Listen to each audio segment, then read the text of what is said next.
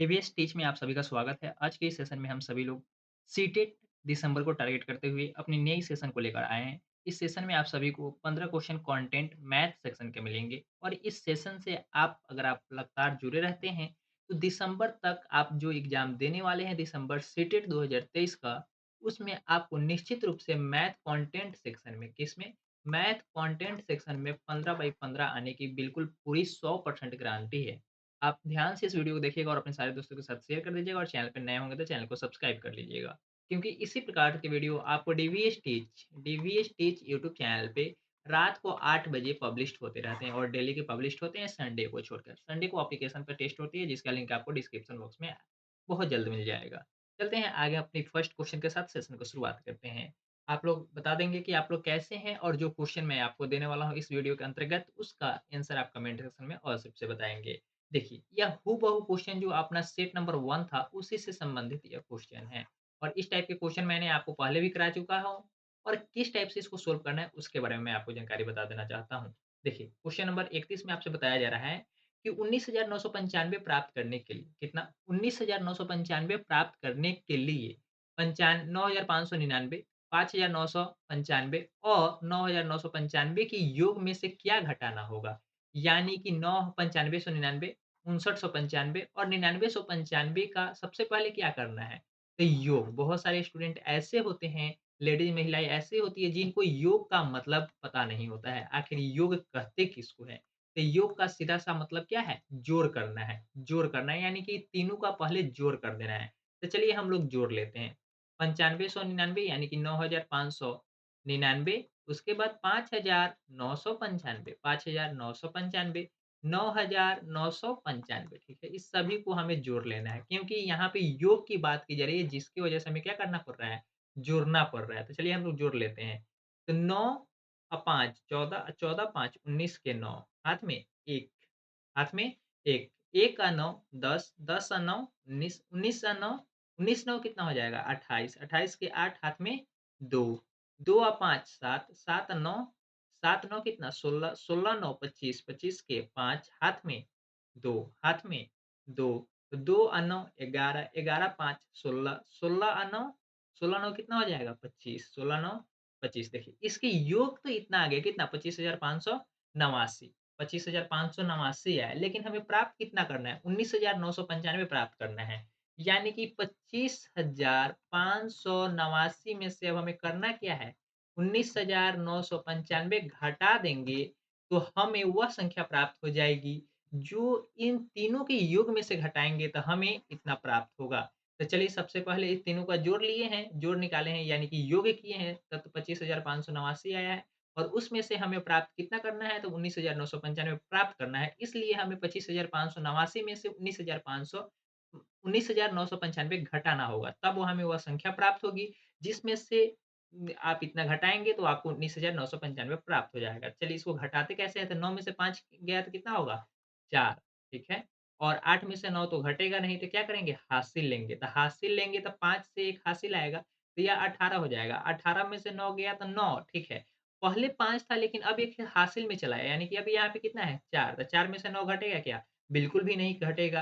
तो फिर यहाँ पे जो 5 दिया गया है, इससे हासिल इस 4 में आएगा। तो 4 4 में 1 हासिल आएगा यानी कि 14 14 में से 5 9 गया, 14 में से 9 गया तो 5 ठीक है। अब देखिए यहाँ पे भी अब क्या है? 5 बचा हुआ है, क्या है? 5 था लेकिन अब 1 हासिल में चला गया तो बचा कितना? 1 कितना बचा? 1 बचा, ठीक है?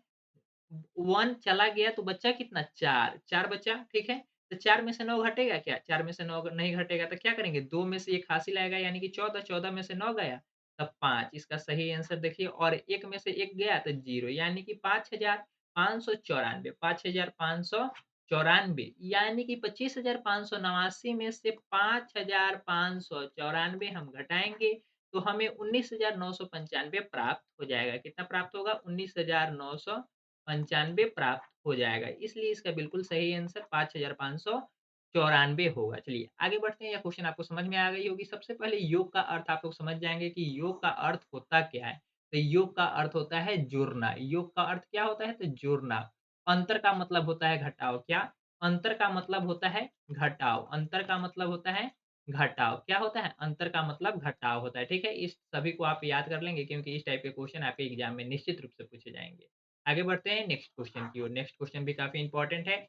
वीडियो अगर पसंद में आ रही होगी तो आप वीडियो को लाइक कर दीजिएगा और अपने सारे दोस्तों के साथ शेयर भी कर दीजिएगा। ठीक है, क्वेश्चन नंबर नेक्स्ट में आपसे कहा जा रहा है कि निम्नलिखित में से कौन-सा 55 लाख कितना? 55 लाख 55 हज़ार 55,555 ठीक है। तो हमें 55 लाख लिखने में थोड़ा-सा कठिनाई होगा, क्या होगा? 55 लाख लिखने में कठिनाई होगा, लेकिन 555 लिखने में तो कठिनाई नहीं होगा। तो चलिए 555 को हम लोग लिख लेते हैं, पीछे से लिखना शुरू करेंगे। अगर हम भी एग्ज़ाम में होते, बैठे होते तो इस टाइप से हम लोग 555 लिख लेते। कितना लिखते?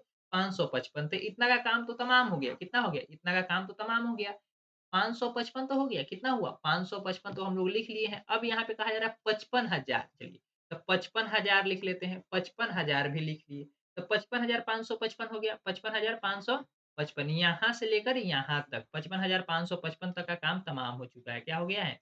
काम तमाम हो गया है यानी कि खत्म हो गया। अब हमें लिखना है 55 लाख, क्या लिखना है? 55 लाख। तो देखिए ये तो 55,000 है यानी कि 10,000 है। इकाई, दहाई, सैकड़ा, हज़ार, 10,000, लाख। 1 लाख हुआ, 10 लाख हुआ यानी कि 55 लाख हो गया। तो यहाँ पे क्या होगा? 2 गो 55 लिख देंगे यानी कि 55 लाख हो जाएगा। अब इसे हम लोग पढ़ेंगे तो इकाई क्या आएगा? इकाई पे 5, दहाई पे 55 यानी कि 50 आ जाएगा। इस टाइप से यहाँ पे देखिए इकाई, दहाई, सैकड़ा, हज़ार, 10,000, लाख, 10 लाख। यानी कि 10 लाख का मतलब है 55 को एक बार पढ़ना है। 55 लाख, 55,555, 55 लाख, 55,555 यानी कि सभी जो होंगे वह क्या होंगे और कितने 5 होंगे? तो देखिए 2, 2 4 3 7 कितने होंगे? 7 होंगे। तो इसमें कितना है 2, 4 और 4 और 3 7 यानी कि इसमें क्या है बिल्कुल सही है, इसलिए आपका बिल्कुल सही आंसर ऑप्शन नंबर 1 हो जाएगा। कैसे लिखेंगे? तो हम लोग पीछे से लिखना शुरू करेंगे, किधर से? पीछे से लिखना शुरू करेंगे जैसे कि हमने पहले भी लिखा है, 555 को लिख दिया है, 555 सबसे पहले लिखा है, तो 555 हमने लिख लिया, उसके बाद 55,000 लिखना है, तो ठीक है 55,000 भी लिख लिया, 55,555 देखिए 55,555 हो गया, ठीक है? इसके आगे हमें लिखना है क्या है? 55 लाख, तो चलिए यहाँ पे हम लोग 55 लिख देते हैं और इसको पढ़ते हैं। इकाई, दहाई, सैकड़ा, हज़ार, 10,000, लाख, 10 लाख यानी कि 55 लाख 55,555 इस टाइप से आप लिखना शुरू करेंगे यानी कि पीछे से लिखेंगे तो बिल्कुल सही आंसर आपको प्राप्त होगा और एक बार में आप सही निकाल पाएँगे। इस प्रकार से इस क्वेश्चन का सही आंसर ऑप्शन नंबर 1 होगा। नेक्स्ट क्वेश्चन की ओर चलते हैं और इसमें आप निश्चित रूप से कमेंट करके अगर आपको कुछ बताना हो तो आप कमेंट करके हमारे साथ साझा कर सकते हैं। चलिए, आगे हम लोग बढ़ते हैं नेक्स्ट क्वेश्चन की ओर। इसमें कहा जा रहा है कि कुसुम अपने मित्रों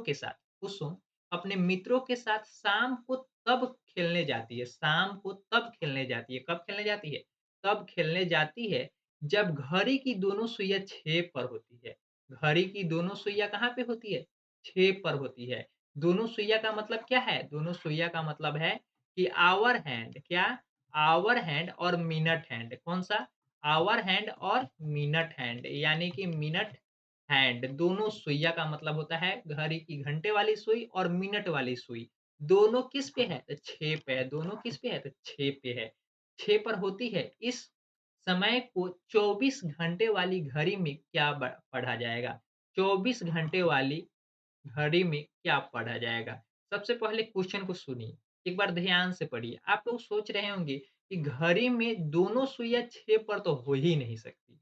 दोनों सुइयाँ 6 पर तो हो ही नहीं सकती। यह बिल्कुल सही है। इस क्वेश्चन में थोड़ा-सा माइनर मिस्टेक यह है कि घंटे वाली सुई को भी किस पे मान लिया गया है? 6 पर मान लिया गया है। जबकि घंटे वाली सुई 6 और 7 के बीच होगी। 6 और 7 के एग्ज़ैक्टली बीच में होगी, मिडल में होगी, यानी कि 6 बजे दोनों सुइयाँ 6 पर होने की कभी संभावना नहीं है। देखिए, अगर यहाँ पे आपको घड़ी बना दिया जाए, तो यहाँ पे कहा जाता है इस टाइप से आपका घड़ी होता है, ठीक है?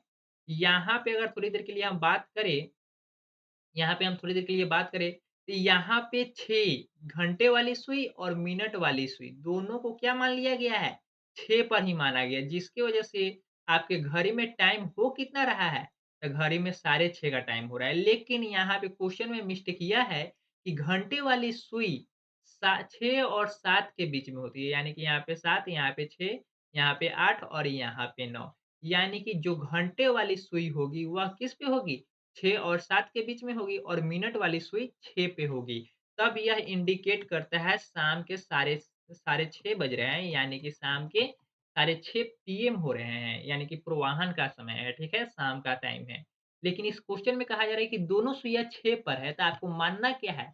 कि दोनों सुइयाँ साढ़े 6 बज रही है। क्वेश्चन को ऐसे मानना है, ठीक है? बहुत सारे स्टूडेंट जब इस क्वेश्चन को पढ़े होंगे, जिस टाइम यह क्वेश्चन पूछा गया था आपके एग्ज़ाम में, उस टाइम में इसका आंसर बहुत सारे स्टूडेंट गलत लगा कर आए होंगे। लेकिन इस क्वेश्चन में थोड़ा-सा माइनर सा मिस्टेक है, अगर आप इंग्लिश में पढ़ते तो इसका बिल्कुल सही आंसर आपको यही मिलता। कितना टाइम हो रहा है? साढ़े 6 हो रहा है। तो जैसे कि अब आपको पता है कि इसमें टाइम देखना किस चीज़ में है, तो 24 घंटे वाली घड़ी में देखना है। तो इस घड़ी में कितना बजता है? 9 के बाद यहाँ पे 10 हो जाएगा और यहाँ पे 11 फिर से 12 इसके बाद 1, 2 और 3 इस टाइप से यह आपका घड़ी घूमता रहता है। क्या होता है? इस टाइप से आपका घड़ी पूरा कंप्लीट होता है। तो इसमें देखिए हाईएस्ट कितना आपको मिल रहा है? तो मात्र हाईएस्ट आपको मिल रहा है 12 ही। लेकिन टाइम कितना हो रहा है? 24 वाले घंटे में देखना है। तो 12 के बाद जब ये साढ़े 6 हो रहा है ना, तो यहाँ पे आएगा साढ़े 11, 12, 11 बज के 59 मिनट 59 सेकंड होगा। उसके बाद कितना हो जाएगा? 12 बज के 1 मिनट, 2 मिनट, 3 मिनट। लेकिन जैसे ही 24 बजे वाली घंटी होती है, 24 घंटे वाली घड़ी होती है, तो उसमें 12 के बाद क्या बजता है? 13 बजता है, ना कि 1 बजता है। यानी कि 1 की जगह पे यहाँ पे क्या बजेगा? 13, 2 की जगह पे 14, 3 की जगह पे 15 इस टाइप से यह क्या होता है? कंप्लीट होता है। ठीक है? तो यहाँ पे साढ़े 6 हो रहे हैं और शाम का टाइम है, इसलिए हम क्या करेंगे? इसमें 12 जोड़ देंगे। इसमें 12 जोड़ देंगे क्योंकि 12 के बाद 12 24 में कितना अंतर है? 12 का अंतर है इसलिए 18:30 18:30 पीएम इसका बिल्कुल सही हो जाएगा और यहाँ से पीएम, एएम अब हट जाएगा। क्या हो जाएगा? पीएम और एएम हट जाएगा। जैसे ही 24 घंटे वाली घड़ी होती है तो वहाँ पे 13 को पीएम ही माना जाता है। 13 को कितना माना जाता है? पीएम ही माना जाता है। इसलिए इसका बिल्कुल सही आंसर ऑप्शन नंबर सी होगा। 18 बजकर 30 मिनट 18 बजकर 30 मिनट, ठीक है? आगे बढ़ते हैं नेक्स्ट क्वेश्चन की ओर। उम्मीद है आपको समझ में आ गई होगी। यहाँ पे देखिए बाटा पर के जोड़ पूछा गया। देखिए फिर से योग का अर्थ आपको तो पता होना चाहिए। बताइए आप लोग योग का अर्थ क्या होता है? तो योग का अर्थ क्या होता है? ऐड करना यानी कि जोड़ना। क्या करना? जोड़ना। क्या करना? तो जोड़ना। क्या होता है? जोड़ना। तो चलिए आपको तो जोड़ना आता होगा। बाटा पर का जोड़ है भिन्न यानी कि फ्रैक्शन का यह क्वेश्चन है 3/15 प्लस 7/12। अब यहाँ पे कहा जा रहा है का योग है, का योग है। तो सबसे पहले 12 और 15 का तो आपको एलसीएम निकालना होगा, 12 और 15 का एलसीएम निकालना होगा, तो 15 और 12 इस टाइप से आप इसको निकालेंगे तो 3 से कटेगा, 5 तिया 15 और 4 तो 5 तिया 15, 15 चौका 60 यानी कि एलसीएम हमारा कितना आया? 60 आया, कितना आया? 60 आया। तो अब यहाँ पे एलसीएम तो 60 आया था, अगला हमें किससे गुणा करना होगा? तो जो एलसीएम आता है ना, क्या बोल रहे हैं? जो आपका एलसीएम आता है और यहाँ पे जो अंक दिया गया है, इससे हम लोग भाग कर लेंगे। तो 15 चौका 60 15 चौका 60 कट गया यह 4 आया ना तो इस 4 को हम 3 से गुना कर लेते हैं यानी कि 3 गुना 4 प्लस कर लेते हैं 3 गुना 4 प्लस ठीक है प्लस का प्लस और गुना क्यों कर रहे हैं क्योंकि 15 से 60 में भाग करेंगे तो 4 से कटेगा यानी कि 3 में 4 से हमें गुना करना होगा ठीक है आगे बढ़ते हैं इसी प्रकार से हम लोग यहाँ से अब 15 को भाग करेंगे 12 से भाग करेंगे तो यहाँ पे 5 आएगा कितना आएगा 5 आएगा यानी कि अब 7 को हमें 5 से क्या करना होगा गुना करना होगा चलिए इस टाइप से यहाँ पे नीचे में 60 ही रहेगा और ऊपर में 3 चौका 12 प्लस 7 बचे 35 यानी कि इसको जब आप जोड़ेंगे तो यहाँ पे 5 या 2 7 और 3 और 1 4 यानी कि 47/7 इसका बिल्कुल सही आंसर हो जाएगा। ऑप्शन नंबर बी बिल्कुल सही है। कैसे आपको निकालना है? भिन्न का योग यानी कि बटा पर का जोड़-घटाव आपको तो आता ही होगा, अगर जोड़ नहीं आता है तो मैंने यहाँ पे काफ़ी डिटेल से आपको बताया है। एक-एक स्टेप करके बताया है। तो थोड़ा-सा इस वीडियो को रिपीट करके आप देख लेंगे, ठीक है? आगे बढ़ते हैं नेक्स्ट क्वेश्चन की ओर। काफ़ी इंपॉर्टेंट क्वेश्चन है और ये सभी एग्ज़ाम में आपके पूछे गए क्वेश्चन सब है। यहाँ पे देख लीजिए। बहुत सारे स्टूडेंट बोलते हैं कि ज्योमेट्री से सर आपने बताया था कि 3 से 4 क्वेश्चन जो पूछे जाते हैं, तो 3 से 4 क्वेश्चन के लिए क्या हमें ज्योमेट्री पूरा पढ़ना होगा? तो बिल्कुल भी नहीं पढ़ना होगा। थोड़ा-सा कॉन्सेप्ट से आपको देखना होगा। बस इतना ही करना है क्या? थोड़ा-सा कॉन्सेप्ट के साथ आपको देखना होगा। कैसे देखना है? इसके बारे में मैं आपको जानकारी बता देना चाहता हूँ। ये क्वेश्चन आपको थोड़ा-सा लॉजिकल बेस्ड है और यहाँ पे कहा जा रहा है, एक वर्ग की परिसीमा कितना है? परिसीमा का मतलब है परिमिति। क्या? परिमिति, परिमाप जिसको परिमाप भी बोलते हैं, परिमिति भी बोलते हैं, ठीक है? 20 सेंटीमीटर है। एक वर्ग की परिमिति यानी कि परिसीमा कितना है? 20 सेंटीमीटर है। इसके एक कोने से कितने? एक कोने से वर्ग। सबसे पहले एक वर्ग बना लेते हैं। वर्ग का क्या कंडीशन है? वर्ग का चारों कोण 90 डिग्री का होता है और चारों भुजा आपस में क्या होता है? बराबर होता है, ठीक है? चारों भुजा आपस में बराबर होता है और यह जो वर्ग है इसका परिसीमा कितना दिया हुआ है यानी कि परिमिति या परिमाप कितना दिया हुआ है?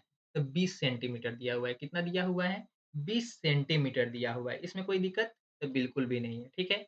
अब इसमें कहा जा रहा है कि इसके किस कोने से?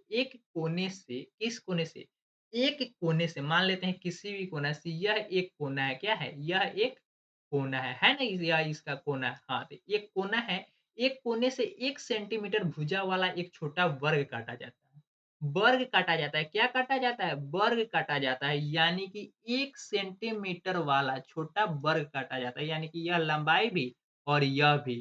तो यह वर्ग जब कटेगा, तो यह तो पहले कितना सेंटीमीटर का था? कितना सेंटीमीटर का था? तो यह कैसे पता लगेगा? तो चलिए थोड़ा देर के लिए हम लोग यहाँ से छोटा वाला जो यहाँ से निकलेगा तो वह 1 सेंटीमीटर होगा, यहाँ से छोटा वाला को हम लोग निकाल लिए। मान लीजिए यह छोटा वाला है, तो ठीक है, इसका क्या है? प्रत्येक भुजा 1-1 सेंटीमीटर है, तब बड़े वाले का कितना था? इसके बारे में कैसे पता लगेगा?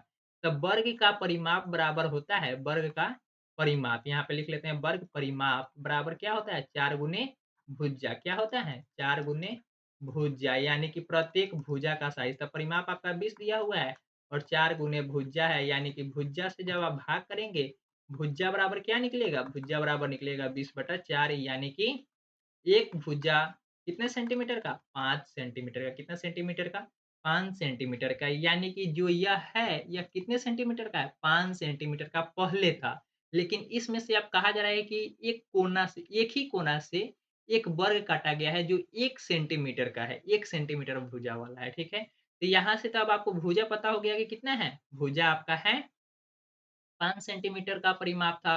5 सेंटीमीटर भुजा वाला का परिमाप कितना होगा? 20 सेंटीमीटर, ठीक है? तो यहाँ से अब आपको 1 सेंटीमीटर का क्या काटा गया? वर्ग काटा गया, काट लिया गया। तो यह वर्ग अब कितने का होगा? तो इसका अब यहाँ से 1 सेंटीमीटर का काटा गया ना, तो यहाँ तक का 5 सेंटीमीटर था। यहाँ से लेकर यहाँ तक यह पूरा कितना था? 5 सेंटीमीटर था। लेकिन 1 सेंटीमीटर काट लिया गया। तो 1 सेंटीमीटर काट लिया गया तो कितना बचा? कितना बचा? 1 सेंटीमीटर जब काट लिया गया तो 4 ही सेंटीमीटर ना बचा, तो यहाँ का 4 सेंटीमीटर। इसी तरीके से यहाँ से लेकर यहाँ तक की लंबाई 5 सेंटीमीटर थी, लेकिन अब तो 1 सेंटीमीटर यहाँ से काट के हटा दिया गया है।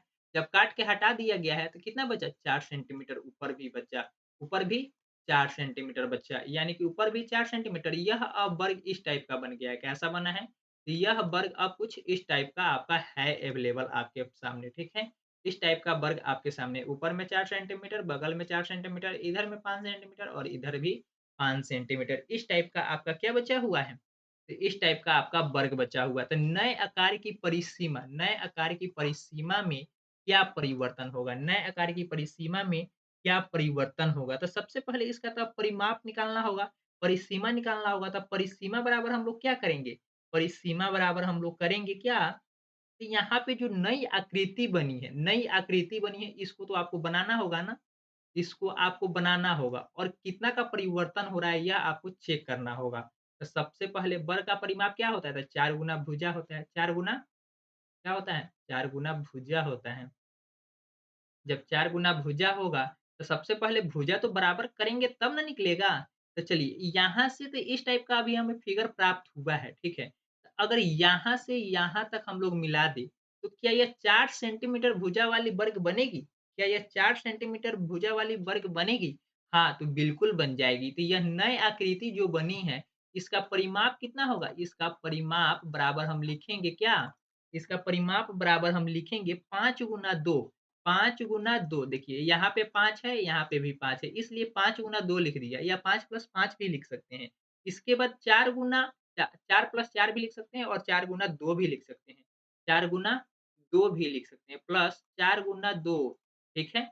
इसके बाद आपको प्लस लिखना है, 1-1 सेंटीमीटर का कटा हुआ है, तो यहाँ से 1 सेंटीमीटर, यहाँ से 1 सेंटीमीटर, यानी कि 1 गुना 2 ठीक है? इस टाइप से आपको करना है। तो इसका टोटल क्या हुआ? तो 5 दूना 10 5 दूना 10, 4 दूना 8, 5 दूना 10 प्लस 4 दूना 8 प्लस 2 ठीक है? तो इस टाइप से करेंगे तो 20 सेंटीमीटर हुआ। क्या हुआ? 20 सेंटीमीटर हुआ। तो नए आकृति के परिसीमा में क्या होगा? कोई परिवर्तन नहीं होगा। कोई परिवर्तन नहीं होगा क्योंकि पहले भी 20 सेंटीमीटर था और बाद में भी 20 सेंटीमीटर है। इस प्रकार से इसका बिल्कुल सही आंसर ऑप्शन नंबर 3 होगा। नए आकार की परिसीमा वर्ग की परिसीमा के बराबर होगी। वर्ग के परिसीमा के बराबर होगी। क्यों होगी? तो आपको पता लग गई कैसे काटा गया और कहाँ से क्या निकला और किस टाइप के लॉजिक से यह क्वेश्चन बनाया गया था, ठीक है? यह आपको समझ में आ गई होगी। आगे बढ़ते हैं नेक्स्ट क्वेश्चन की ओर। नेक्स्ट क्वेश्चन है आपके सामने क्वेश्चन नंबर 36। क्वेश्चन नंबर 36 में आपसे औसत पूछा गया है। क्या पूछा गया है? औसत पूछा गया है। औसत लंबाई क्या होगी? तो सबसे पहले औसत का मतलब तो आपको पता होना चाहिए।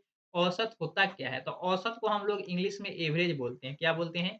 एवरेज बोलते हैं, एवरेज। क्या बोलते हैं? एवरेज बोलते हैं, ठीक है? तो एवरेज का मतलब होता है एवरेज का मतलब होता है मान लीजिए 1, 2, 3, 4 ये सभी का अगर आपसे एवरेज पूछता है तो क्या करते हैं?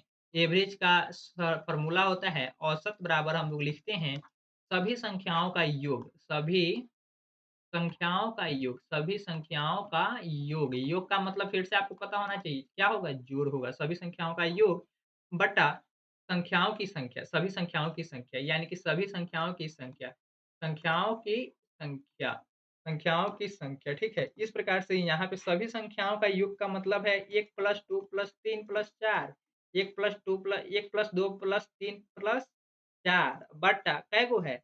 1 गो, 2 गो, 3 गो, 4 गो है तो बटा में 4 इसको अब जोड़ देते हैं। क्या करते हैं? जोड़ देते हैं। तो 1 आ 2 3 3 3 6 6 4 10 क्या होगा? 10 बटा 4 यानी कि इसका एवरेज क्या होगा? 2.5 2.5 यानी कि अढ़ाई एवरेज हुआ। कितना हुआ? एवरेज अढ़ाई हुआ। ऐसे भी आप सभी को पता है कि 10 को 4 से भाग करेंगे तो कितना आएगा? 2.5 यानी कि ₹2.5 आएगा। इस टाइप से पच या 1 केजी को जब आप बाँटेंगे 1 केजी को आप बाँटेंगे 4 जगह तो कितना-कितना ग्राम होगा? 250 ग्राम होगा। इस टाइप से यही इसका एवरेज है, ठीक है? तो इसी टाइप से हम लोग एवरेज निकालते हैं तो यहाँ पे तो डाटा दिया गया है, उस डाटा के अनुसार से हमें एवरेज निकालना है। क्या करना है? उस डाटा के हिसाब से हमें एवरेज निकालना है। तो चलिए इस डाटा के हिसाब से हम लोग एवरेज निकाल लेते हैं। आखिर डाटा देखते हैं आखिर है क्या? एवरेज निकालना है, ठीक है? डाटा दिया गया है 15.5 अलग-अलग डाटा लिख लेते हैं। 15.5 12 11.8 11.8 9.7 9.7 और 7 सेंटीमीटर, ठीक है? सभी पेंसिलों के औसत लंबाई क्या है? यह आपको बताना है। तो सबसे पहले यह क्या है? दशमलव का जोड़ है। तो यानी कि यहाँ पे कुछ नहीं है तो 0 आपको लगाना होगा। यहाँ भी कुछ नहीं है तो 0 लगाना होगा। 8 7 15 15 5 20 15 5 20 0 हाथ में 2 हाथ में 2 2 5 7 7 2 9 9 1 10 10 9 10 9 19 19 से 7 26 26 के 2 26 के 2 हाथ में 2 ठीक है? 2 1 3 3 1 4 4 1 5 5 हुआ यानी कि टोटल कितना आया? 56 आया है। और यहाँ पे यह संख्या कितनी है? संख्या को अब हम लोग काउंट कर लेते हैं, संख्या को काउंट कर लेते हैं। तो 1 2 3 4 5 यानी कि टोटल संख्या कितना है? 5 है। अब इसको 5 से हमें भाग करना होगा। तो आपको तो इतना पता होगा 11 पचे 55 11 पचे 55 और जब इसको भाग करेंगे तो 11.2 आएगा। कितना आएगा? 11.2 सेंटीमीटर यानी कि ऑप्शन नंबर डी होगा। अब आप लोग सोच रहे होंगे कि सर ने भाग इतना जल्दी कैसे कर लिया? तो यह आप लोगों के अभ्यास पे डिपेंड करता है कि आप कितना जल्दी भाग कर लेते हैं। चलिए यहाँ पे हम लोग भाग भी करके आपको सिखा देते हैं कि कैसे भाग करते हैं। सबसे पहले कोशिश करते हैं 1 अंक कट रहा है तो 1 अंक को ही घटाएँगे। यहाँ पे 5 से 5 खत्म हो जाएगा, क्या हो जाएगा? 5 से 5 खत्म होगा, 6 उतरेगा और 1 से फिर घटाएँगे यानी कि 5 एकम 5 1 शेषफल बचेगा, दशमलव बैठाएँगे, 0 बैठिएगा। दशमलव बैठाएँगे, 0 बैठेगा और यहाँ पे 5 दूना 10 यानी कि 10 कट गया, यानी कि कट गया कितना आया? 11.2 आया, 11 पॉइंट कितना आया? 2 आया। इस टाइप से आपको भाग करके भी क्या करना है? चेक कर लेना है कि रियल में सही मायने में इसका भाग का कितना आ रहा है, ठीक है? 11.2 इसका बिल्कुल सही आंसर है ऑप्शन नंबर डी। औसत कैसे निकालते हैं? तो औसत बराबर आप लोग लिख लेंगे एक फ़ॉर्मूला और आपके एग्ज़ाम में औसत से, फ्रैक्शन से और बटा पर के जोड़-घटाव से क्वेश्चन निश्चित रूप से आपके एग्ज़ाम में पूछे ही जाते हैं और बहुत दिन पहले ही हमने एक वीडियो डाला था आपको यूट्यूब चैनल पे कि सिलेबस क्या है और कैसे आपको एग्ज़ाम में निकालना है, ये सभी जानकारी आपको बताया गया था। तो औसत बराबर आप अपने कॉपी में नोट कर लेंगे सभी संख्याओं का योग, सभी संख्याओं का योग, सभी संख्याओं का योग बटा बटा संख्याओं की संख्या, सभी संख्याओं की संख्या। क्या लिखेंगे? सभी संख्याओं की संख्या, सभी संख्याओं की संख्या है, ठीक है? यह आप नोट कर लेंगे और इससे संबंधित आपके एग्ज़ाम में क्वेश्चन निश्चित रूप से पूछे जाएँगे, तो इस टाइप के क्वेश्चन आप अभ्यास करने की कोशिश करेंगे। आगे बढ़ेंगे नेक्स्ट क्वेश्चन की ओर, ठीक है? नेक्स्ट क्वेश्चन की ओर हम लोग बढ़ते हैं और यहाँ पे देखते हैं क्वेश्चन नंबर 37 में आपसे कहा जा रहा है कि 2 सेंटीमीटर भुजा वाले 2 सेंटीमीटर भुजा वाले 18 वर्ग कितने वर्ग हैं? 18 वर्ग है। 2 सेंटीमीटर भुजा वाले वर्ग, फिर से क्या कहा जा रहा है? वर्ग कहा जा रहा है। यानी कि वर्ग का कंडीशन क्या है? चारों भुजा आपस में बराबर होते हैं। क्या होते हैं? चारों भुजा आपस में बराबर होते हैं। क्या होते हैं? चारों भुजा आपस में बराबर होते हैं और भुजा कितना कहा जा रहा है? 2 सेंटीमीटर कहा जा रहा है। यानी कि ये भी 2 सेंटीमीटर, ये भी 2 सेंटीमीटर, ये भी 2 सेंटीमीटर और ये भी 2 सेंटीमीटर और इसके अंदर के चारों कोण कितने होते हैं? 90 डिग्री होते हैं। यानी कि वर्ग का कंडीशन है चारों कोण बराबर और चारों भुजा आपस में बराबर होते हैं। ठीक है?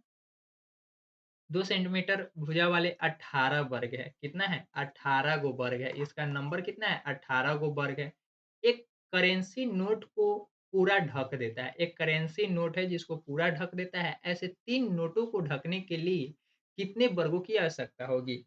ऐसे नोटों को ढकने के लिए कितने वर्गों की आवश्यकता होगी? यानी कि 2 सेंटीमीटर भुजा वाला क्या है? 18 गो वर्ग एक करेंसी को ढकता है। एक करेंसी को ढकता है। यानी कि 3 नोट को ढकने के लिए एक नोट को 18 गो वर्ग ढक देता है। यानी कि एक तरीके से ऐसे समझिए ना, एक 1 केला खरीदने के लिए ₹18 देना होता है। ₹1 केला खरीदने के लिए आपको ₹18 देना होता है। तो 3 केला खरीदने के लिए कितना रुपया देना होगा? तो 18 गुना 3, 18 गुना 3 यानी कि ₹54 देना होगा। कितना देना होगा? ₹54 देना होगा। इसी प्रकार से यहाँ पे कहा जा रहा है इसी प्रकार से यहाँ पे क्या कहा जा रहा है? कहा जा रहा है कि 18 वो वर्ग मिलके एगो केला को खरीद लेता है। यानी कि एगो नोट को ढक देता है। एगो नोट को कितने वर्ग मिलकर ढकता है? 18 गो वर्ग मिलकर एगो नोट को ढक देता है। तो इसी तरीके से 3 गो नोट ढकने के लिए कितना वर्ग चाहिए? तो 54 गो वर्ग चाहिए। कितना वर्ग चाहिए? 54 गो वर्ग चाहिए। यानी कि ऑप्शन नंबर डी बिल्कुल सही होगा, ठीक है? आगे बढ़ते हैं नेक्स्ट क्वेश्चन की ओर। आपको उम्मीद है इस टाइप के क्वेश्चन समझ में आ गए होंगे। यह यूनिटरी मेथड इसको बोलते हैं, एक-एक नियम का क्वेश्चन, ठीक है? अगर नहीं समझ में आया तो चलिए यहाँ पे एक बार फिर से हम लोग रिवाइज़ कर लेते हैं। कहा जा रहा है 2 सेंटीमीटर भुजा वाले वर्ग हैं। 2 सेंटीमीटर वाला भुजा कितना है? कै गो वर्ग है? 18 गो वर्ग है। कितना वर्ग है? 18 गो वर्ग है, ठीक है? 18 गो वर्ग कहा जा रहा है। 18 गो वर्ग कहा जा रहा है और 18 गो वर्ग मिलके एगो करेंसी को ढक देता है। यानी कि आप यह कह सकते हैं 18 गो वर्ग मिलके एगो करेंसी को क्या करता है? ढक देता है। 18 गो वर्ग मिलके एगो करेंसी को क्या करता है? ढक देता है। यानी कि 18 गो रुपया मिलके एगो केला को खरीद लेता है। तो 3 गो केला खरीदने के लिए आपको कितना रुपया देना होगा? तो ₹54 देना होगा। इस प्रकार से इसका बिल्कुल सही आंसर ऑप्शन नंबर 4 हो जाएगा। आगे बढ़ते हैं नेक्स्ट क्वेश्चन की ओर। क्वेश्चन नंबर 38 में आपसे कहा जा रहा है कि चतुर्भुज को पहचानिए। क्या करना है? चतुर्भुज को पहचानिए। आखिर चतुर्भुज है कौन-सी? चतुर्भुज पहचानना है। मेरी 2 सममित रेखाएँ यानी कि इसको सिमेट्रिकल लाइन बोलते हैं। सिमेट्रिकल लाइन है और सिमेट्रिकल लाइन का मतलब होता है कि 2 प्रकार की लाइनें हैं। मेरी 2 सममिति रेखाएँ हैं यानी कि 2 रेखा जो है वह आपस में बराबर है या आमने-सामने की भुजा बराबर हो सकती है। मेरे सभी कोण 90 डिग्री हैं, सभी कोण 90 डिग्री है, ठीक है? तो 2 सीमित रेखाएँ अगर 4 सीमित रेखाएँ होते तो वर्ग हो जाता, क्या हो जाता? वर्ग हो जाता। लेकिन यहाँ पे कहा जा रहा है कि सिर्फ़ 2 ही क्या है? बराबर है, सिर्फ़ 2 बराबर है। यानी कि आमने-सामने की भुजा क्या है? बराबर है और सभी कोण 90 डिग्री है। इसको क्या बोलते हैं? इसको क्या बोलते हैं? आयत बोलते हैं, समानांतर चतुर्भुज बोलते हैं, समचतुर्भुज बोलते हैं, वर्ग बोलते हैं, आयत बोलते हैं। क्या बोलते हैं? तो इसको आयत बोलते हैं। क्या बोलते हैं? इसको आयत बोलते हैं और इसका बिल्कुल सही आंसर ऑप्शन नंबर सी हो जाएगा। यानी कि आयत किसे कहते हैं? तो सभी कोणों का योग 360 डिग्री तो होता ही है, लेकिन सभी कोण आपस में बराबर होते हैं और सभी कोण 90 डिग्री के ही होंगे और आमने-सामने की भुजा बराबर होती है। आमने-सामने की भुजा बराबर और समानांतर भी होती है। इस प्रकार से यह आयत का कंडीशन है, ठीक है? यह अगर कंडीशन आपके एग्ज़ाम में पूछा जाता है, तो आप वहाँ पे आयत बिल्कुल लगाएँगे। आगे बढ़ेंगे नेक्स्ट क्वेश्चन की ओर। नेक्स्ट क्वेश्चन में आपसे कहा जा रहा है, 4 रंग नीला, पीला, काला, सफ़ेद एक 4 रंग है नीला, पीला, काला। नीला, क्या कहा जा रहा है? नीला, पीला, काला और सफ़ेद क्या कहा जा रहा है? और सफ़ेद। नीला नीला, पीला, काला और सफ़ेद की कमीज़ें क्रमशः 5 कितना है? क्रमशः 5 का मतलब है कि नीला क्रमशः का मतलब है जो पहले है उसी के लिए यह पहल का अंक है, ठीक है? तो 5 गो कौन है? नीला है, 5 गो नीला, पीला कै गो है? 10 गो, पीला 10 गो, काला 12 गो और सफ़ेद 15 गो, ठीक है? पैकेटों में उपलब्ध है, के पैकेटों में उपलब्ध है। यदि एक दुकानदार को चारों रंगों की कमीज़ समान संख्या में खरीदनी है, समान संख्या में खरीदनी है, कितनी संख्या में? समान संख्या में खरीदनी है, यानी कि नीला भी समान होना चाहिए, पीला भी समान होना चाहिए और काला भी समान होना चाहिए। तो उसके द्वारा भी विभिन्न रंगों के खरीदे गए विभिन्न रंगों के खरीदे जाने वाले पैकेटों की न्यूनतम संख्या क्या होगी? न्यूनतम संख्या क्या होगी? तो आपको पता होगा कि एलसीएम का फुल फॉर्म क्या होता है? एलसीएम का फुल फॉर्म होता है lowest common multiple, lowest common multiple क्या होता है? लोएस्ट कॉमन मल्टीपल क्या होता है? लोएस्ट कॉमन मल्टीपल और एचसीएफ का भी फुल फॉर्म आप सभी को पता ही होगा, क्या कहते हैं? Common multiple, highest common factor बोलते हैं, हाईएस्ट कॉमन फैक्टर बोलते हैं, क्या बोलते हैं? हाईएस्ट कॉमन फैक्टर बोलते हैं, ठीक है? तो यहाँ पे क्या बताया जा रहा है? लोएस्ट का मतलब क्या होता है? कम से कम और हाईएस्ट का मतलब क्या होता है? ज़्यादा से ज़्यादा। तो यहाँ पे कहा जा रहा है न्यूनतम, तो न्यूनतम का मतलब क्या है? न्यूनतम का मतलब है कि कम से कम। तो आप बताइए एलसीएम निकालना है कि एचसीएफ? बताइए आप ही। एलसीएम निकालना है कि एचसीएफ? आप तो कहेंगे सर इसका तो एचसीएफ ना निकाल कर हम लोग क्या निकालेंगे? एलसीएम निकालेंगे क्योंकि न्यूनतम की बात हो रही है और न्यूनतम को इंग्लिश में हम लोग लोएस्ट कहते हैं। इस प्रकार से इसका एलसीएम निकालना होगा। तो चलिए हाँ, आप बिल्कुल सही कह रहे हैं। इसका हम लोग क्या निकालेंगे? एलसीएम ही निकालेंगे। क्या निकालेंगे? एलसीएम ही निकालेंगे। क्या निकालेंगे? एलसीएम ही निकालेंगे। तो एलसीएम आपको निकालना है। तो चलिए हम लोग निकाल लेते हैं 5, 10, 12 और 15 का एलसीएम हमें निकालना है। एलसीएम निकाल लेते हैं। तो यहाँ से इसको घटाएँगे तो 2 से कटेगा 5, यहाँ पे 6 और यहाँ पे 15। यह कटेगा आपका 3 से। किससे कटेगा? 3 से। तो 5 का 5, 3, 2 और यहाँ पे 5। अब 5 से कट जाएगा। क्या कटेगा? 5 से कटेगा तो 1, 1 यहाँ पे 2 और यहाँ पे 1, ठीक है? तो 2 तिहाई 6, 6 पचे 30, 30 दूना 30 दूना 60, 30 दूना 60 आया कितना? एलसीएम आपका आ गया 60 कितना आ गया? एलसीएम आपका 60 आ गया। कितना आ गया? 60 आ गया। एलसीएम आपका 60 आ गया, ठीक है? तो अब आपसे पूछा जा रहा है कि कितना पैकेट खरीदना होगा? यानी कि सबको आपस में अब हमें भाग कर देना होगा। क्या करना होगा? भाग कर देना होगा। तो एलसीएम हमें 60 आया, तो एलसीएम 60 आया तो नीला पैकेट खरीदने के लिए कितना खरीदना होगा? तो 60/5 कर देंगे, यानी कि 12 पैकेट खरीदना होगा। इसी प्रकार से 60/10 कर देंगे, तो 6 पैकेट खरीदना होगा। यहाँ पे 60 है और पा 12 से भाग कर देंगे तो 5 पैकेट खरीदना होगा। सफ़ेद वो 60 है तो इसको 15 से भाग करेंगे तो 4 आएगा, यानी कि सफ़ेद 4 पैकेट सफ़ेद देखिए यहाँ पे 12 है, यहाँ पे 6 पैकेट है, तो यह गलत हो गया, यह दोनों गलत हो गया क्योंकि सफ़ेद का कितना पैकेट खरीदा जाएगा? मात्र 4 ही पैकेट खरीदा जाएगा। इस प्रकार से 4 इसमें भी और इसमें भी है, तो अब सफ़ेद से तो कटेगा नहीं, कोई ऑप्शन दूसरा कटेगा नहीं, आगे बढ़ते हैं हम लोग। देखिए, अब काला का 5 पैकेट खरीदना है, कितना? काला का 5 पैकेट, इसमें भी काला 5, इसमें भी काला 5, सफ़ेद भी 4, सफ़ेद भी 4 यानी कि अभी तक यह दोनों ऑप्शन बिल्कुल सही है। आगे बढ़ते हैं, काला सही है, पीला की ओर, पीला का 6 पैकेट खरीदना है, पीला का कितना पैकेट खरीदना है? तो 6 पैकेट खरीदना है। लेकिन देखिए, यहाँ पे ऑप्शन नंबर 2 में कहा जा रहा है कि पीला का 12 पैकेट खरीदना है, जो कि बिल्कुल क्या है? गलत है। लेकिन यहाँ पे देखिए, पीला का 6 पैकेट ऑप्शन नंबर 3 में बिल्कुल सही दिया गया है। इस प्रकार से इसका बिल्कुल सही आंसर ऑप्शन नंबर 3 हो जाएगा, ठीक है? इस प्रकार से सबसे पहले हम लोग एलसीएम निकाल लेंगे और उसका भाग करके इसका आंसर निकाल लेंगे, ठीक है? आगे बढ़ते हैं नेक्स्ट क्वेश्चन की ओर। नेक्स्ट क्वेश्चन है आपका 40 नंबर यानी कि 40 नंबर। रेणुका ने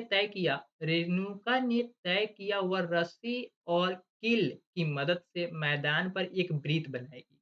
क्या तय किया है? एक लड़की है जो रस्सी के सहारे से यह रस्सी है, इस रस्सी के सहारे और एक कील के सहारे से मैदान में क्या करेगी? मैदान में एक वृत्त बनाएगी।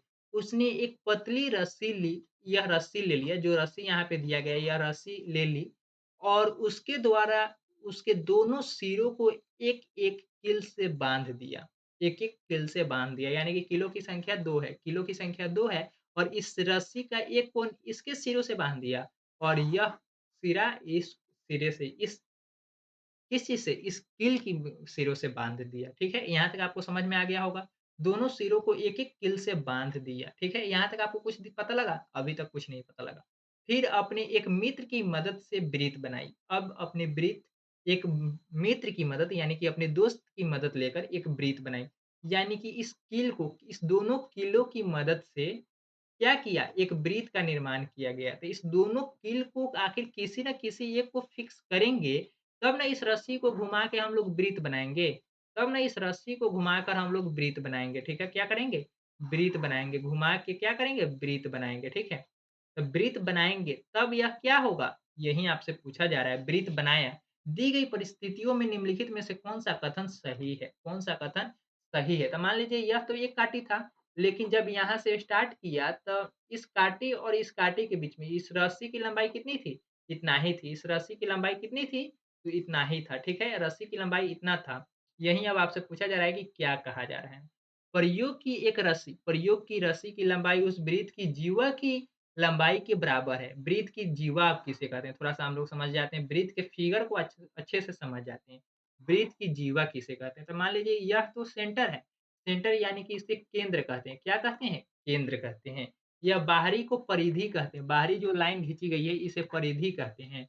और यह सेंटर एक लाइन से दूसरे लाइन तक सेंटर से क्रॉस करती है तो इसे व्यास कहते हैं। इसे क्या कहते हैं? व्यास कहते हैं। और ये सेंटर से जो गुजरी हुई आधी लाइनें होती है उसको क्या कहते हैं? त्रिज्या कहते हैं। यानी कि व्यास का आधा त्रिज्या होता है। व्यास का आधा त्रिज्या होता है। और यह सेंटर से ना गुजार कर कहीं से लाइन को पास करा दे एक छोर से दूसरे छोर तक, बल्कि वह सेंटर से ना क्रॉस हो, कि इसको हम लोग क्या कहते हैं? जीवा कहते हैं। इसको हम लोग जीवा कहते हैं। क्या कहते हैं? जीवा कहते हैं, जो कि जुआ जीवा कहा जाता है। जीवा की लंबाई के बराबर है। तो रस्सी की लंबाई के बराबर कहाँ से आया? जीवा की लंबाई कहाँ से? अगर यह सेंटर से होता और इस परिधि तक, इस आयताकार वृत्त तक खींचा जाता, इसको हम लोग कहते हैं कि यह बिल्कुल सही है, यानी कि त्रिज्या के बराबर रस्सी की लंबाई है, ना कि जीवा के बराबर। इसको क्या कहते हैं? रस्सी की लंबाई तो यहाँ से लेकर और यहाँ तक ही ना है। इसको हम लोग कहते क्या है? तो इसको हम लोग त्रिज्या कहते हैं। क्या कहते हैं? त्रिज्या कहते हैं। प्रयोग की एक की गई रस्सी की लंबाई उस वृत्त की व्यास की लंबाई को बताती है। नहीं, व्यास की लंबाई नहीं, त्रिज्या की लंबाई को बताती है। जीवा की लंबाई नहीं, त्रिज्या की लंबाई बताती है। ठीक है? आगे बढ़ते हैं। प्रयोग की गई रस्सी की लंबाई वृत्त की त्रिज्या की लंबाई के बराबर है। हाँ, बिल्कुल सही है, क्योंकि यह इंडिकेट भी क्या कर रहा है? त्रिज्या को ही इंडिकेट कर रहा है। अगला कहा जा रहा है परिधि है, तो परिधि नहीं, परिधि इस पूरे गोलाकार क्षेत्र को परिधि कहा जाता है, ठीक है? तो यहाँ पे परिधि की वजह से गलत है, यहाँ पे व्यास की वजह से गलत है और यहाँ पे जीवा की वजह से गलत है। हमने सभी ऑप्शन को क्लेरिफ़ाई भी कर रहा हूँ कि क्यों यह ऑप्शन गलत है। इस टाइप से अगर मान लीजिए इसका सही आंसर आप नहीं निकाल पाते हैं, तो वृत्त के फिगर को अगर आप समझे रहेंगे, तो त्रिज्या किसे कहते हैं, व्यास किसे कहते हैं, जीवा किसे कहते हैं, यह आपको पता होगा। तो आप इसका बिल्कुल सही आंसर निकाल सकते हैं थोड़ा-सा लॉजिक की मदद से। आगे बढ़ते हैं नेक्स्ट क्वेश्चन की ओर, ठीक है? नेक्स्ट क्वेश्चन में आपसे कहा जा रहा है 51.2/3 51.2/3 केजी चीनी है। क्या है? चीनी है, चीनी। क्या है? चीनी है, सॉरी चीनी है। चीनी, क्या है? चीनी। तो 3/4 ग्राम, 3/4 किलोग्राम, ग्राम नहीं है, 3/4 केजी के कुल कितने पूर्ण पैकेट बनाए जा सकते हैं? पूर्ण पैकेट की बात की जा रही है, यानी कि संख्या किस में होना चाहिए? होल नंबर होना चाहिए, दशमलव में नहीं होना चाहिए, ठीक है? पैकेट बनाए जाने चाहिए, यानी कि 51.2/3 को 3/4 से हमें भाग करना है। क्या करना है? भाग करना है। तो कैसे करेंगे इसके बारे में जानकारी मैं आपको बता देता हूँ। सबसे पहले पूर्णांक को हम लोग बटा में चेंज कर लेते हैं। तो बटा में चेंज करने के लिए यहाँ पे करेंगे 51 गुना 3 प्लस 2/3। अब इसको भाग करना है 3/4 से 3/4 से। जब इसको सोल्व करेंगे तो यहाँ पे आपका निकलेगा क्या? चलिए आगे सोल्व करते हैं। 51 तिया करेंगे तो 153 आएगा। 153 प्लस 2 यानी कि 155 हम लोग लिख देते हैं। कितना लिख देते हैं? 155/3 आ गया। फिर से बट्टा, ठीक है? फिर से बटा 3/4। अब इसको बट्टा को चेंज करेंगे, अगला लाइन होगा इसका 155/3 गुना 4/3, 4/3 क्योंकि यह बटा चेंज हो जाता है, ठीक है? अभी 3 को कटाएँगे, देखिए कुछ कट रहा है क्या? कुछ कट रहा है? नहीं कट रहा है। 3 से तो यह 15 कट जाएगा लेकिन 5 नहीं कटेगा या 3 से 4 नहीं कटेगा। जब नहीं कटेगा तो ऊपर का ऊपर गुना कर देते हैं और नीचे का नीचे गुना कर देते हैं, तो 155 गुना 4 बटा 3 गुना 3। जब इसको गुना करेंगे तो 15 चौका 60, 15 चौका 60 यानी कि 150 चौका कितना होगा? 600 और 600 अब 5 में 4 से गुना करेंगे तो 20 यानी कि 620/9 620/9 यानी कि अब आपको 620 में 9 से भाग करना है। क्या है? 609 620 को 9 से भाग करना है, यानी कि 155 गुना 4 आप किए तो 620 आया और इसको भागा आपको 9 से करना है। तो इसको जब आप भाग करेंगे तो 68.88 आएगा। कितना आएगा? 68.88 आएगा। लेकिन आपसे पूछा क्या जा रहा है? होल नंबर पूछा जा रहा है। पूर्ण पैकेट बनाए जा सकते हैं। तो कितना को पैकेट बनेगा? 68 पैकेट बनेगा और कुछ थोड़ा-सा चीनी बच जाएगा। ठीक है? इस प्रकार से इसका बिल्कुल सही आंसर आपका ऑप्शन नंबर 2 होगा। ऑप्शन नंबर क्या होगा? तो 2 होगा। आगे बढ़ते हैं नेक्स्ट क्वेश्चन की ओर। नेक्स्ट क्वेश्चन आपसे पूछा जा रहा है, निम्नलिखित में से कौन-सा कथन सत्य है? एक एक अभाज्य संख्या है। एक एक क्या है? अभाज्य संख्या है। अभाज्य संख्या का कंडीशन क्या है? अभाज्य संख्या आखिर हम लोग क्या कहेंगे? किसको कहेंगे?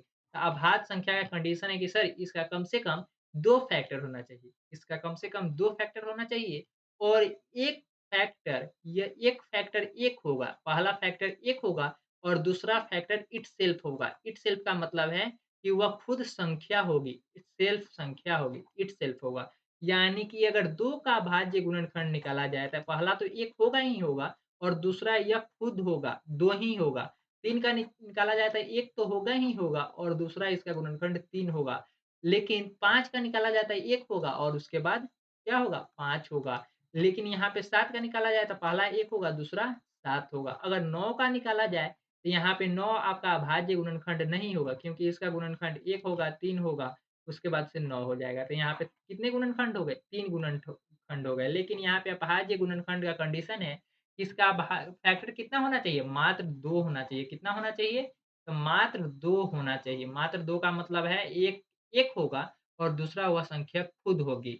तो 1 तो अभाज्य संख्या होगी नहीं। बताइए 1 का दूसरा फैक्टर क्या है? 1 तो 1 हो गया और इटसेल्फ का मतलब है कि फिर से 1 तो दोनों 1 और 1 में क्या डिफरेंस है? यानी कि दोनों गुणनखंड तो एक ही है। तो यह इसलिए यह बिल्कुल गलत है। अगर यहाँ पे रहता 2 एक अभाज्य संख्या है तो बिल्कुल सही हो जाता है। 1 एक भाज्य संख्या है, भाज्य संख्या का कहा जाता है। तो 1 अब किससे कटेगा बताइए? 1 कटना तो चाहिए ना, 1 कट जाता तो 1 आपका क्या हो जाता? भाज्य संख्या हो जाता। क्या होता जाता? किसी दूसरे संख्या से भी कटता तो 1 भाज्य संख्या हो जाता। लेकिन यह कटने वाला तो है नहीं जिसकी वजह से आपका 2 नंबर भी सही नहीं है। कहा जा रहा है 1 एक, एक भाज्य और अभाज्य संख्या दोनों हैं। देखिए यहाँ पे अभाज्य तो है ही नहीं भाई, क्योंकि अभाज्य संख्या का फैक्टर कम से कम 2 होना चाहिए, जो कि 1 का फैक्टर 2 है ही नहीं, जिसकी वजह से ऑप्शन नंबर 3 भी गलत। जब 1 और 2 तीनों गलत हो जाएँगे तो चौथा क्या हो जाएगा? बिल्कुल सही हो जाएगा। तो आपको यह याद कर लेना है, यह लाइन को याद भी कर लेना है कि 1 न तो एक अभाज्य संख्या है और न ही एक भाज्य संख्या है।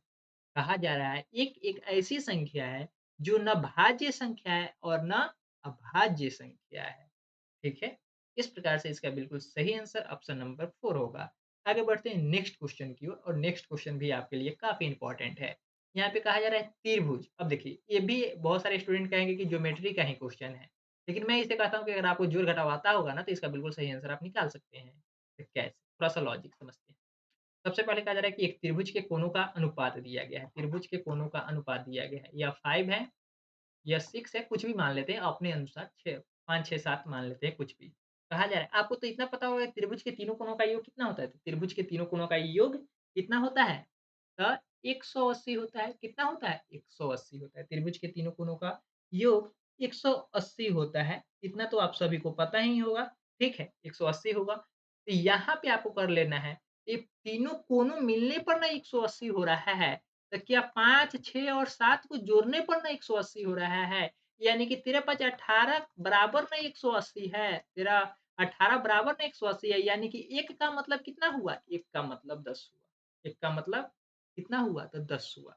अब इसमें कहा जा रहा है कि सबसे छोटे कोण की मान क्या होगी? तो 1 का मतलब 10 है, 1 का मतलब 10 तो 5 का मतलब 50, 6 का मतलब 60, 7 का मतलब 70। इसमें सबसे छोटा कोण कौन है? तो 50 है, यानी कि ऑप्शन नंबर 2 बिल्कुल सही आंसर हो जाएगा। इसमें बहुत सारे टीचर ऐसे भी बताते हैं कि 5x plus 6x plus 7x बराबर 180। इसको जब जोड़ेंगे तो 80 एक्स आ जाएगा, यानी कि 18 एक्स आ जाएगा, 180 एक्स। एक्स का वैल्यू यहाँ पे आ जाएगा 180 बटा 18 करेंगे, एक्स बराबर 10 आ जाएगा। ठीक है? इस प्रकार से एक्स का वैल्यू क्या आ गया? 10। यहाँ पे 1 का वैल्यू 10 आ गया, हमने कंपेयर करके यहाँ पे गुना कर दिया। और यहाँ पे अगर 1 का वैल्यू क्या आया 10 और 5x का वैल्यू क्या हो जाएगा 50। इस प्रकार से इसका बिल्कुल सही आंसर ऑप्शन नंबर बी हो जाएगा। आगे बढ़ते हैं नेक्स्ट क्वेश्चन की ओर। Question number 44। क्वेश्चन नंबर 44 में आपसे कहा जा रहा है बीमल अपने जन्मदिन पर कैंडी का एक पैकेट लाया था। उसने 1/3 जॉन को 1/4 1/3 यानी कि 1/3 का मतलब 1/3 जॉन को किसको देता है जॉन को 1/4 फिर से 1/4 राधा को 1/4 राधा को और 1/5 भाग सुष्मिता को 1/5 भाग सुष्मिता को और 1/6 भाग किसको देता है? मिंगू को दिया। बची हुई 6 कैंडी उसने स्वयं खा ली। उसने स्वयं खा ली। कितनी जो बचा है, रिमाइंडर है, जो शेष बचा हुआ है, वह पैकेट कितना है? 6 पैकेट है। और यह कौन खाया है? तो खुद खा लिया है। तो अब कहा जा रहा है कि पैकेट में कितनी कैंडी थी? यानी कि कितने चॉकलेट थे मान लीजिए। ये सभी को पहले जोड़ लेते हैं। जोड़ेंगे तो ये सभी का एलसीएम कितना हो जाएगा? सबसे पहले एलसीएम निकाल लेते हैं। एलसीएम निकालेंगे, यहाँ पे 4 था, चलिए 3, 4, 5, 6 का एलसीएम निकालेंगे तो 6, 4, 24, 25 कितना हो जाएगा? निकालिए।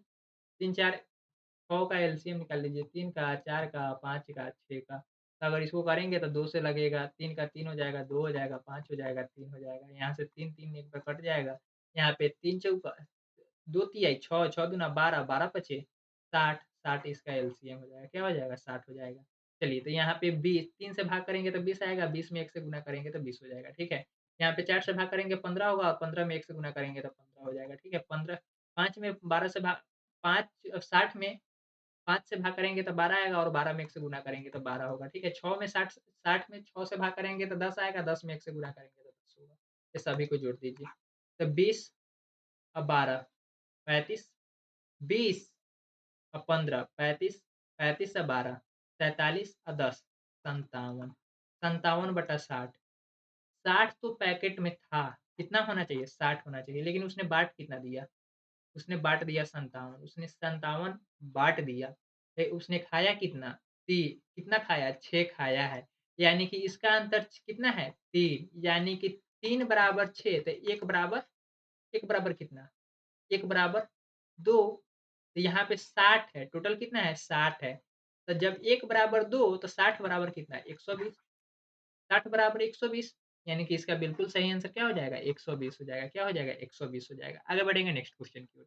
नेक्स्ट क्वेश्चन और अंतिम क्वेश्चन है और काफ़ी इंपॉर्टेंट क्वेश्चन है और मैं आपसे उम्मीद करता हूँ कि इसका आंसर आप कमेंट सेक्शन में अवश्य रूप से बताएँगे। अन्यथा इसी प्रकार के एक दूसरा क्वेश्चन मैं आपको बता देता हूँ कि यहाँ पे योगफल 70 होता। क्या होता? 70 होता। तो इस प्रकार के क्वेश्चन का आंसर आप क्या बताते या इसका आंसर क्या निकलता? तो मैं इस क्वेश्चन को सोल्व करके भी बता देता हूँ कि आखिर आपको सोल्व कैसे करना है। सबसे पहले कहा जा रहा है कि बढ़ते हुए क्रम में व्यवस्थित तत्क्रमागत सम संख्या। अब सम संख्या किसे कहते हैं? वैसी संख्या जो 2 से पूरा-पूरा क्या हो जाए? भाग लग जाए भाग लग जाए। 7 क्रमागत सम संख्याओं का योग कितना गया है? कितना दिया गया है? तो 98 दिया गया और योग का मतलब क्या होता है? प्लस जोड़ना होता है। इस क्रम की तीसरी संख्या क्या है? तो सबसे पहले हम लोग कर लेते हैं x और सम संख्या में कितना का अंतर होता है? 2 का अंतर होता है। तो पहली संख्या x आपका, दूसरी संख्या इसी में हम लोग जोड़ ही लेते हैं एक साइड में, इसे जोड़ना ही है। x + 2 x + 3 इस प्रकार से हम लोग कर लेंगे। x प्लस पहली संख्या क्या हो जाएगी? x दूसरी संख्या x + 2 तीसरी संख्या x + 4 इस टाइप से, ठीक है? x + 4 x + 5 x + 5 नहीं x + 6 और यहाँ पे प्लस x + 8 ठीक है? तो कै गो हुआ? 1 गो, 2 गो, 3 गो, 4 गो, 5 गो, अभी 5 गो, अभी 2 गो और लिखना है। x + 10 और x + 12 इस प्रकार से आपको कर लेना है। तो टोटल कितना हुआ? टोटल कितना हुआ? 7 गो। टोटल कितना हो गया? 7 गो। तो यहाँ पे 1 गो x, 2 गो, 3 गो, 4 गो, 5 गो, 6 गो, 7 गो। 7 x हो गया प्लस 2, 4, 6, 6 और 6 12, 12 8 20, 20 10 30, 30 और 12 42 कितना हुआ? 42 और इसका योग कितना दिया हुआ है? 98 योग कितना दिया हुआ है? 98 यानी कि 7x इधर होगा, 98 में से इधर 42 घटा दीजिए, 7x बराबर हो जाएगा यहाँ पे 6 और यहाँ पे 5 56 x बराबर 8 x बराबर 8 इसमें कहा जा रहा है तीसरी संख्या, तो तीसरी संख्या कौन है? 1 नंबर की संख्या, दूसरी संख्या और एक तीसरी संख्या। तो x + 4 का वैल्यू आपसे पूछा गया, तो x बराबर 8 रख दीजिए और प्लस 4 जोड़ दीजिए, तो 12 हो जाएगा। क्या हो जाएगा? 12 हो जाएगा। इस प्रकार से इसका बिल्कुल सही आंसर आपका ऑप्शन नंबर ए होगा। लेकिन हमने आपसे एक क्वेश्चन पूछा है कि अगर यहाँ पे 98 की जगह पे 70 होता, तो इसका बिल्कुल सही आंसर क्या होता है? इसका आंसर आप कमेंट सेक्शन में अवश्य रूप से बताएँगे। आज के लिए इतना ही था। आप लोग अवश्य बताइएगा कि वीडियो आपको कैसी लगी? क्या सेशन आपको पसंद आए? अगर नहीं भी आए, तो क्यों नहीं आए? इसमें हम लोग क्या सुधार कर सकते हैं? इसके बारे में आपको संपूर्ण जानकारी बताना है। अगर आपको वीडियो अच्छी लगी होगी, तो वीडियो को लाइक कर दीजिएगा और इस वीडियो को अपने सारे दोस्तों के साथ शेयर कर दीजिएगा क्योंकि इस प्रकार की वीडियो आपको यूट्यूब चैनल पे एक ही मात्र प्लेटफ़ॉर्म पे मिल रहे हैं, जो कि डीवीएस टीच प्लेटफ़ॉर्म है और डेली के रात को 8 बजे आपको चैनल पे मिल रहे हैं और किस चैनल पे मिल रहे हैं? तो डीवीएस टीच चैनल पे मिल रहे हैं। और हर संडे को आपको एप्लीकेशन के माध्यम से बिल्कुल फ्री ऑफ कॉस्ट टेस्ट भी दे सकते हैं और आप अपना अंदाज़ा लगा सकते हैं कि ऑल ओवर इंडिया में आप कितने स्टूडेंट के बाद आपका नंबर है, ठीक है? इस प्रकार से आप टेस्ट संडे को संडे देंगे और क्लास डेली रात को 8 बजे अटेंड करेंगे, ठीक है? आज के लिए इतना ही, फिर मिलेंगे हम लोग नई वीडियो के साथ अगले दिन। जय हिंद, जय भारत।